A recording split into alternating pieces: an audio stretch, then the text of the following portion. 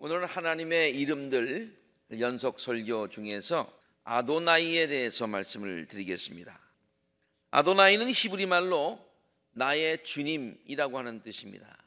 히브리 말이 있고 아도나이라고 그랬어요. 그래서 영어로 Lord, 주님, Master 마찬가지죠.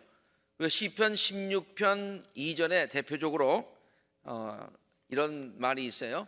나더러 하나님을 말하라 하면 하나님은 나의 주님. 이 부분이 바로 아도나이라고 번역된 부분이죠. 주님밖에는 나의 행복이 없습니다. 그런데 우리가 하나님의 이름들 시리즈 지금 설교를 하고 있는데 이름이 아닌 호칭인 아도나이라는 그 뜻을 다루는 그런 중요한 이유들이 있어요. 이름은 아니지만은 우리가 그 뜻을 알 필요가 있다는 거야. 첫 번째 이유는 실제로 유대인들이 하나님을 부를 때에 하나님의 실제 이름보다도 아도나이라는 호칭을 더 많이 사용했기 때문이에요. 그러니까 우리가 한번 그 뜻을 알 필요가 있지 않겠어요? 우리가 알지만 좀 더 자세히 알 필요가 있지 않겠어요? 둘째로 아도나이라고는 호칭은 그 부르는 사람이 불려지는 그 하나님과의 그 관계를 어떻게 고백하고 있느냐, 그 유대인들이 하나님에 대한 생각과 태도를 잘 반영하고 있다. 이 아도나이라고 하는 그 호칭 안에. 그렇기 때문에 우리가 한번 이 말을 생각해 볼 필요가 있습니다. 첫째로 아도나이라고 하는 호칭에는 이스라엘 사람들이 하나님을 아도나이라고 부를 때에는 하나님께 대한 극진한 경외심이 잘 반영되어 있다, 그런 얘기예요. 그게 무슨 말씀입니까? 한번 들어보세요. 그것은 왜 그들이 하나님께 대해서 아도나이라고 하는 호칭을 사용하게 된 이유를 아까도 처음에도 살펴보았습니다만 그것을 보면 잘 알 수가 있어요. 왜 사용했어요? 하나님께 대한 지극한 경외심, 하나님의 이름조차 함부로 부르지 않겠다는 그런 신앙 자세, 하나님의 이름을 망령되이 일컫지 말라고 하는 하나님의 명령을 글자 그대로, 하나님의 말씀은 글자 그대로 지키겠다고 하는 그런 철저한 신앙적인 자세, 하나님께 대해서 아도나이라고 하는 그런 이름을 부를 때는 하나님의 말씀에 순종하고 그리고 하나님께 대해서 경외심을 갖겠다는 그런 마음에서 아도나이라는 말을 썼으니, 아도나이라는 말 자체에 그런 의미가 있다는 얘기가 아니라 아도나이라는 말을 쓰는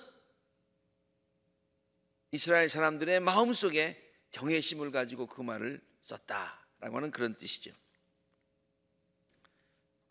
그러므로 아도나이라고 하는 말을 생각할 때는 왜 썼느냐를 생각하면서 우리들도 하나님께 대한 경외심을 가져야 된다. 경외심, 어려운 한자어입니다.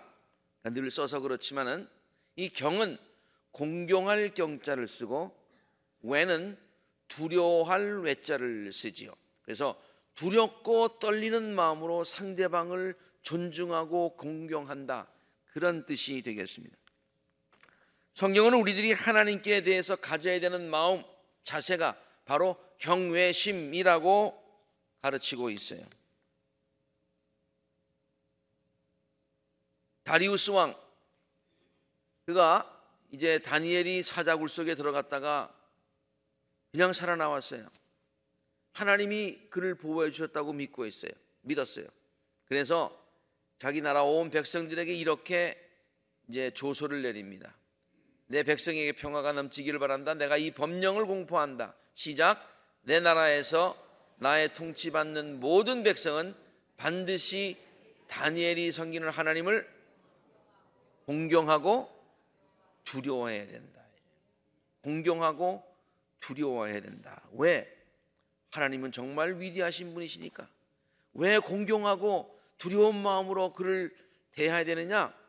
하나님은 살아계시고 영원히 다스리시고 그 나라는 멸망치 않고 그의 권세는 무궁하고 그는 구원하기도 하시고 건져내기도 하시고 하늘과 땅에서 표적과 기적을 행하시는 분, 생사화복을 주장하시는 분이시기 때문에 우리가 그 앞에서 두려운 마음으로 떠는 마음으로 그를 경외심을 갖고 대해야 된다.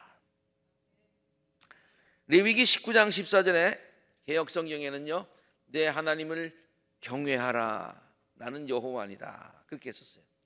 그리고 세번역에서는 그것을 경외하라는 말을 똑같은 구절인데 다음과 같이 번역했어요. 시작. 너는 하나님 두려운 줄을 알아야 된다. 하나님을 두려워해라. 성경에 경외라고 하는 단어를 한번 검색을 해보니까 너무 많아. 그래서 다 인용할 수가 없어. 두려워하는 말을, 떨리는 말, 떨리고 두려워하는 마음으로 주님을 경외하라는 말이 굉장히 많이 있어요. 그 중에서도 대표적으로 하나님을 두렵고 떨리는 마음으로 경외심을 가지고 대하는 것이 우리 인생을 살아가는데 가장 큰 지혜다. 지혜의 베이직 근본이다 라고 하는 것을 지혜서인 잠언서가 우리들에게 다음과 같이 가르쳐주고 있어요. 시작. 주를 경외하는 것이 지혜의 근본이요, 거룩하신 이를 아는 것이 뭐예요? 슬기의 근본이다. 이 지혜를 갖게 되면은요, 내가 오래 살게 될 것이 돼요. 장수의 축복을 누리게 되고, 그리고 또 그런 지혜를 가지면은 그 지혜가 내게 유익하지만은 그 지혜가 없이 하나님을 경외심을 가지고 대하지 않고 하나님을 경솔하게 대하고 그러면 어떻게 된다고 그랬어요? 그 거만이 너를 해롭게 하게 될 것이다. 그렇게 설명하고 있습니다. 하나님을 경외한다는 말은요, 하나님을 왜라는 말을 써서 두려워하고 무서워하고 그런 뜻이 아니에요. 오히려 우리들은 더 친근감을 가지고 하나님께 다가가야 되지요. 하나님은 그냥 두려우기 때문에 오면은 도망가야 되는, 귀신 보듯이 그런 얘기가 아니에요. 하나님은 은혜와 사랑이 풍성하신 분이시기 때문에 더 친근감을 가지고 다가가야 된다는 거예요.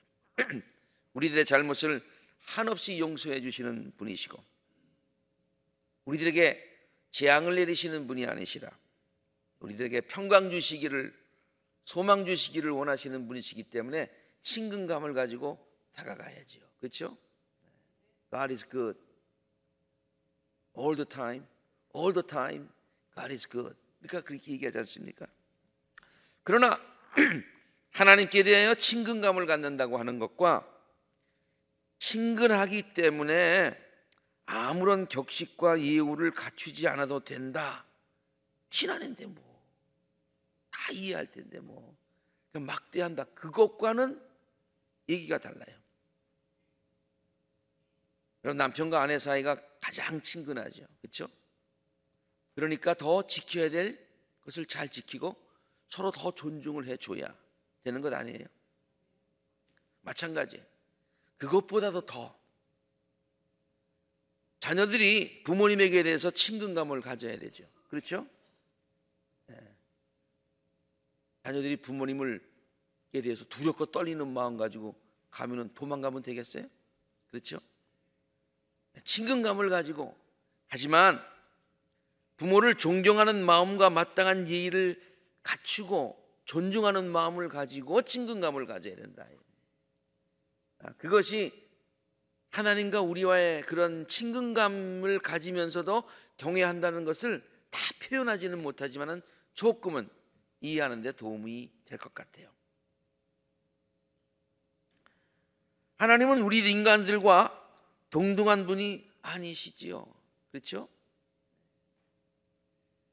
하나님은 우리들의 창조주가 되시고 우리들은 그의 피조물이에요. 여기 토기장이가 있는데 흙하고 토기장이하고 같겠어요? 그렇죠? 하나님은 우리들의 주인이 되시고 우리들은 그의 종이기 때문에 그래요. 하나님은 우리들의 찬양과 경배와 존귀를 받으시기에 합당하신 분이시고, 우리들은 하나님께 영광을 돌리기 위해서 지음받은 존재이기 때문이에요. 그러므로 우리들은 언제나 두렵고 떨리는 마음으로 하나님 앞에 서야 되죠. 하나님을 친근한 마음, 하나님께 친근한 마음을 갖고 하나님이 사랑이신 것을 인하여 늘 감사하지만은, 그러나 이러한 자세를 가지고 하나님께 나아가야 된다, 그런 얘기예요. 늘 우리는 하나님을 그러면 경외한다 라는 말을 쓰지요. 그런데 구체적으로 경외한다는 그런 증거가 뭐예요? 이러니까 하나님도 인정해 주시는, 내가 하나님을 경외한다고 인정해 주시는 그 에비던스가 뭐냐 그래. 첫 번째는 하나님의 말씀에 절대 순종하는 것입니다. 말씀에 순종하는 신앙. 한번 따라하십시다. 말씀에 순종하는 신앙. 상대방의 말에 귀를 기울이지 않고 그 말을 대수롭게 여기지 않으면서 그를 존중한다고 말할 수 없죠. 상대방하고 얘기하다 보면은 내 말을 듣는 것 같은데 그분은 딴 생각하고 있어요. 그런 경우 있죠. 그렇죠?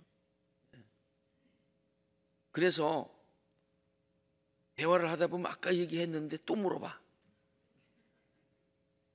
그런 거 있잖아요. 우리가 미국 사람들하고 대화할 때도 마찬가지예요.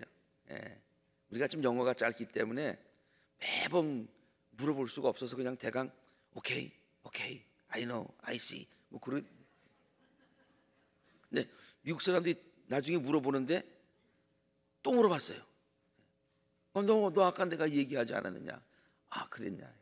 미국 사람들이요, 맨 처음에는 나중에는 너 나 무시하는 거 아니야 이렇게 생각을 할 수도 있어요. 그렇죠? 그런 경우를 많이 봤어요. 상대방의 말을 귀하게 여기고 그 말이 무슨 뜻일까? 라고 귀 기울여 듣는 것, 이건 상대방을 존중하는 태도예요. 하나님을 경외하는 것도 마찬가지예요. 하나님께서 말씀하셨기 때문에 그 말씀에 순종하려는 마음. 누가 말씀하셨기 때문에? 하나님께서 말씀하셨기 때문에.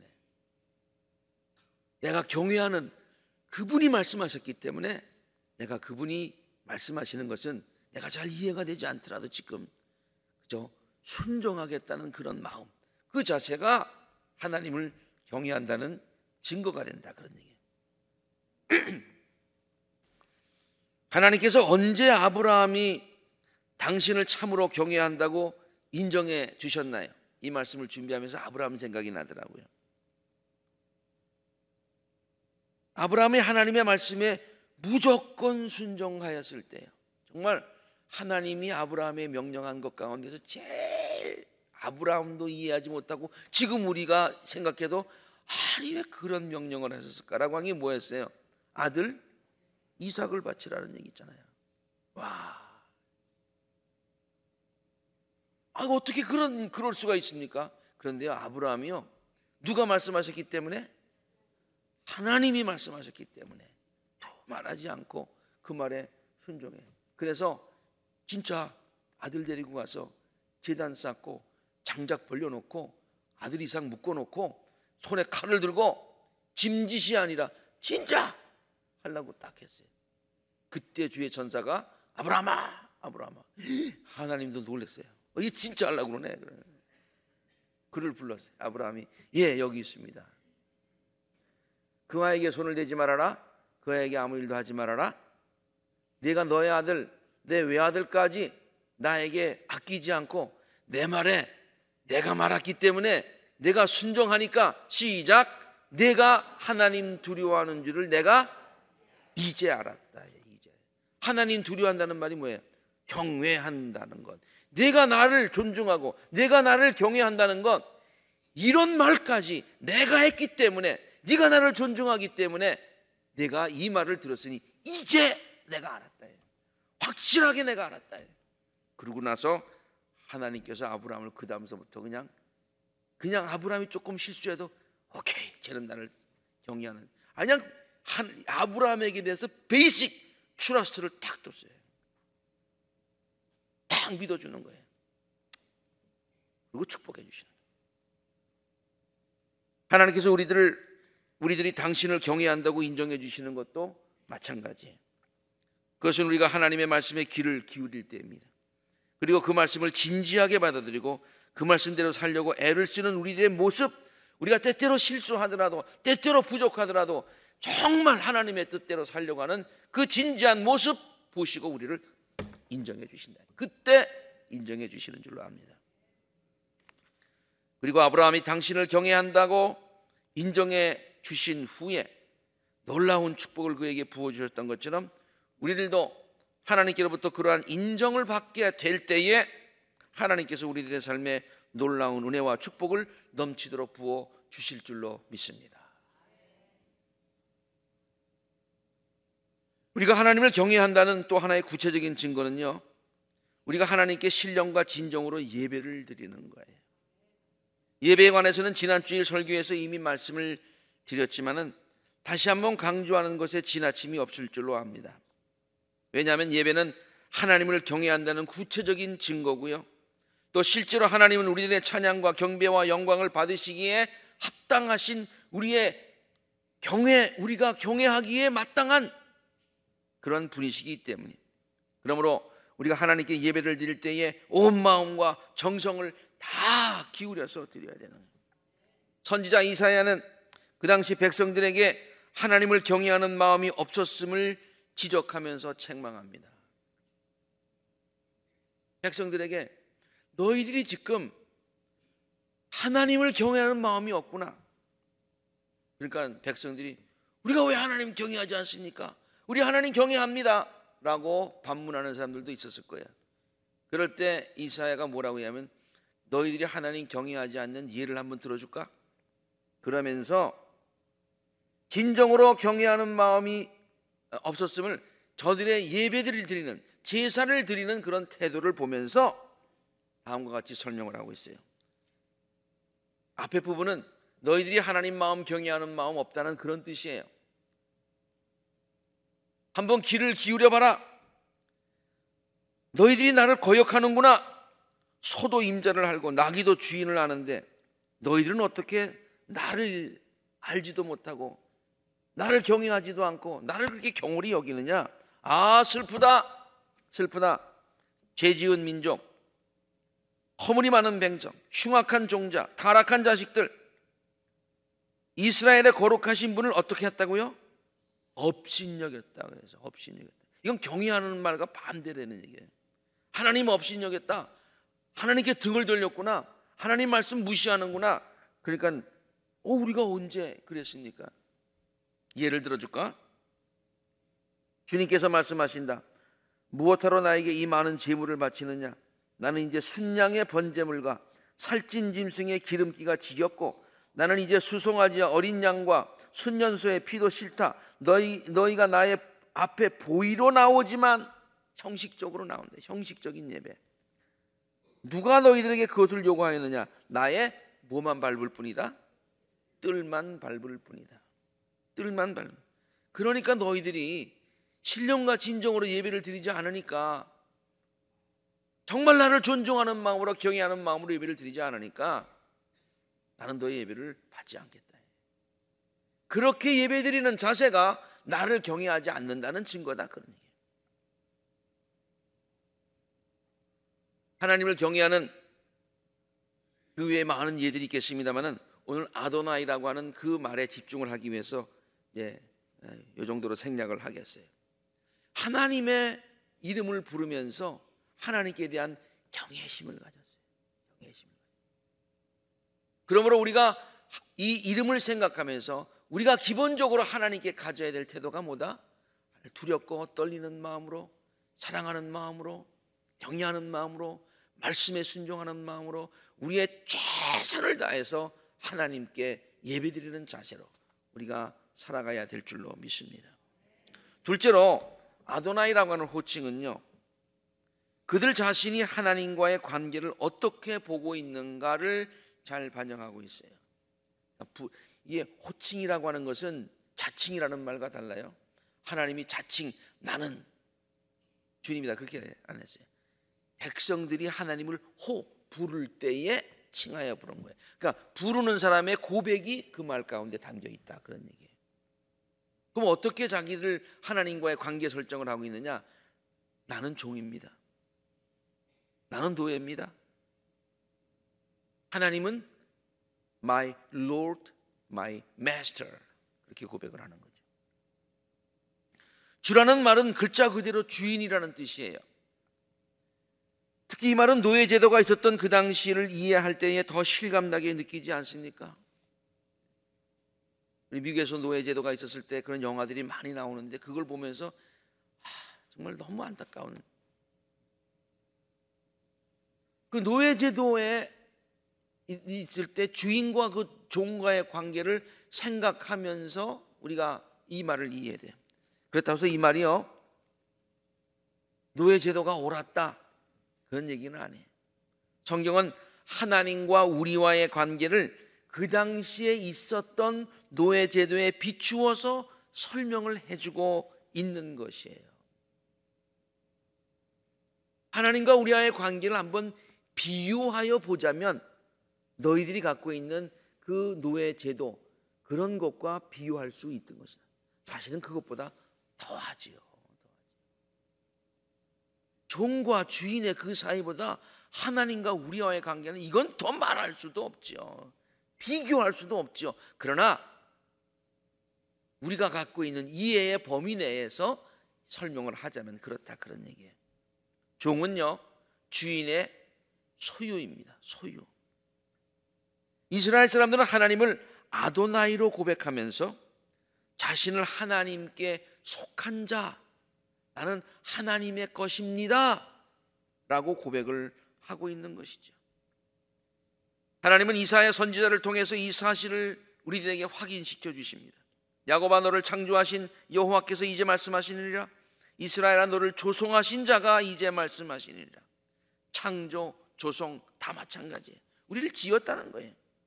너는 두려워하지 말아라. 내가 너를 구속하였고 내가 너를 지명하여 불렀으니 시작. 너는 내 것이다. 너는 내 것이다. 이스라엘 백성들은 그러므로 하나님을 아도나이라고 하면서 우리는 하나님의 것입니다, 그렇게 고백을 하는 것이 우리의 고백이어야 될 줄로 믿습니다. 종이 가진 모든 것들이 다 주인의 것입니다. 종이 가진 모든 것들이 다 주인의 것이에요. 우리가 이런 예화를 알고 있잖아요. 어떤 정말로 부자인 아버지가 돌아가실 때에 모든 재산을 종에게 다 물려줬어요. 아들이 세상에 그럴 수가 있네. 아들한테는 한 푼도 안 줬어요. 다 종에게 줬어. 그러니까 아들이 아버지에게 저는요, 그러니까 그 종 네가 너에게 준다 그랬어요. 그 종이 누구 거야? 여러분 놀라지도 않으시는데 종이 아들일 거야. 아들. 그러면 종이 아들 것이면 종이 가진 모든 것들 다 누구 거야? 아들 거지, 아들 거지. 종에게는 소유권이 없어요. 종은 그저 주인의 허락하에 주인의 것을 사용할 뿐이에요. 우리가 가진 모든 것 다 주님의 것이에요. 우리가 지금 쓰고 있는 것은 주님께서 은혜로 우리에게 사용할 수 있도록 허락하셨기 때문이에요. 그런데 우리가 사용할 수 있도록 허락받았다고 우리 마음대로 사용하면 안 돼요. 하나님의 것이기 때문에 하나님의 뜻에 맞게 하나님의 영광을 위해서 사용해야 되는 거예요. 물질만이 아니에요. 재능도 그래요. 시간도 그래요. 우리 몸도 그래요. 우리의 가족들도 그래요. 하나님이 다 우리에게 주신 것들이에요. 찬송가 보면 11조 노래를 할 때요, 모든 것이 주께로부터 왔으니, 그런 찬송이 있어요. 모든 것이 다 주께로부터.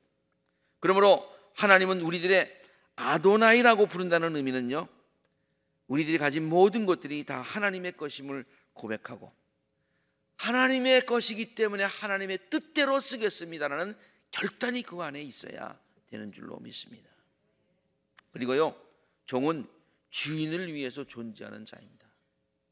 참 이 부분 쓰면서도 그렇고 정말 종과 주인과의 관계를 가만 생각해 보면은요, 좀 페어하지 않은 게 너무 많아요. 그렇죠? 그 노예의 처지가 참 불쌍해요. 근데 아까도 얘기했지만은 하나님이 우리와 하나님과의 관계를 그 당시의 노예 제도에 비춰서 비유로 설명했을 뿐이에요.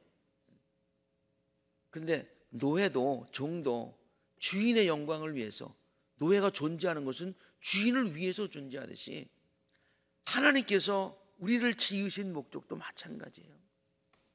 우리가 존재하는 이유는 뭐예요?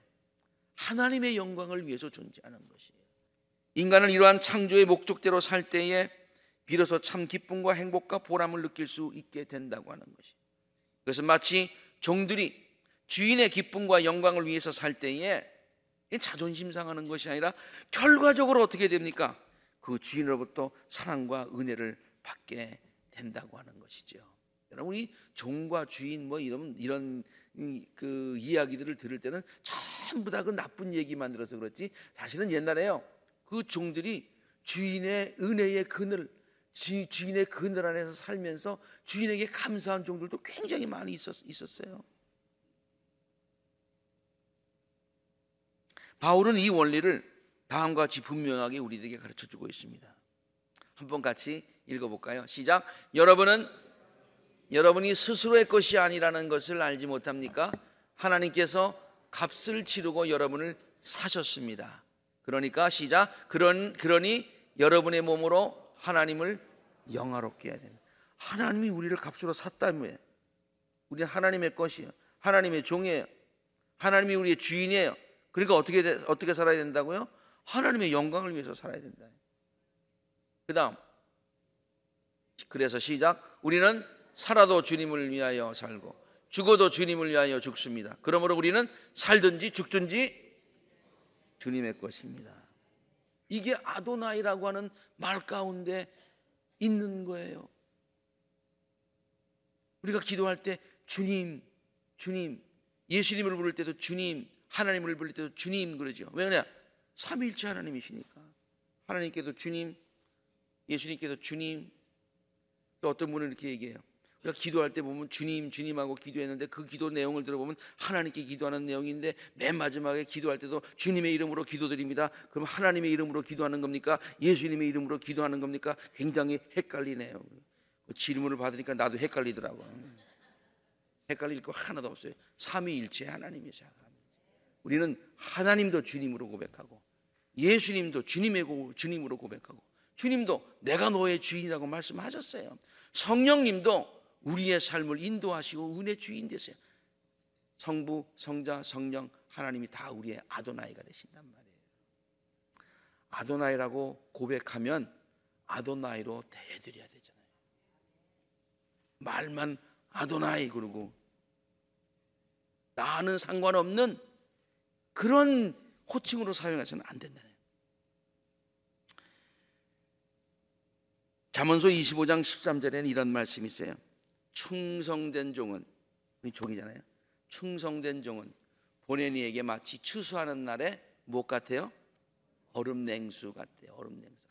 추수하는 날에 얼마나 더운지, 얼마나 목이 마른지 물 한 잔만 먹어도 좋은데 거기다가 얼음까지, 이야 시원해. 그것처럼 충성된 종은 주인에게 그런 존재가 된다고 그랬어요. 하나님께서 우리들의 삶의 주인 되심을 인정하고 아도나이 되심을 인정하고 주님께 영광을 돌리는 삶을 통해서 주님의 마음을 시원하게 해드리는 우리 모든 아콜라 재단의 복된 성도님들이 되시기를 우리들의 주인이 되시는 주님의 이름으로 간절히 축원합니다. 함께 기도하시겠습니다.